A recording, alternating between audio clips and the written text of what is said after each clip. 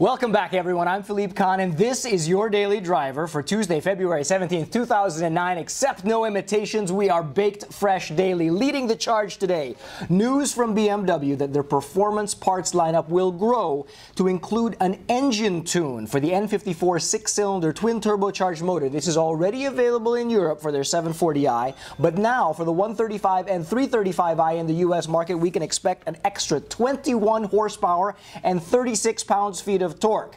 Internal sources say that that's good for 0.2 of a second in the 0 to 60 time and a half a second in the passing times from 30 to 50 miles an hour and 50 to 70 miles an hour. Pricing and availability not yet available, but we're expecting an official announcement in April.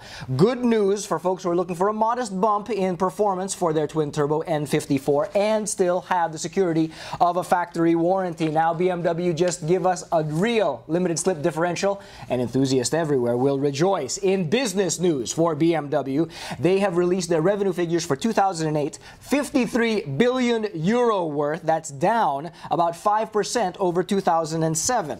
As far as sales volume goes, you're looking at about a 4.3% decrease, but still they sold about 1.4 million cars, which is the second best annual sales volume figure in history, just behind 2007.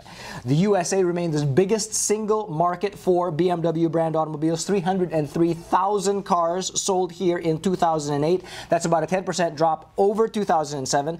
Germany, right behind, 284,000 cars sold there in 2008, which is effectively flat over 2007, just a decline of 0.1%. And the bright spot for BMW is their financial services sector, which grew 12.8% in 2008, increased their market share. These days, about half of the new BMW and Mini vehicles sold are financed by some sector of BMW financial services.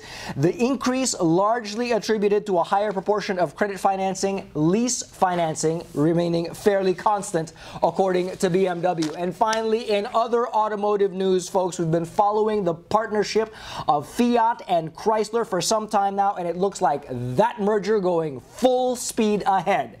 If sources are to be believed, we could have a Fiat and Alfa Romeo model on sale in North America by this time next year, and by 2011 these cars could be made in the USA. I'm talking specifically about the Fiat Cinquecento, the 500 in English. That's their microcar, which would compete with the Mini Cooper and the Daimler's smart car. And I'm also talking about the Fiat 149, which is internally known as Project 940, the replacement for their 147. That is a 5-door hatchback in Europe that competes with the Audi A3 and the BMW 1 Series hatch. And depending on which model they offer here and which engine combinations, it could probably compete somewhere between the 1 Series and the 3 Series.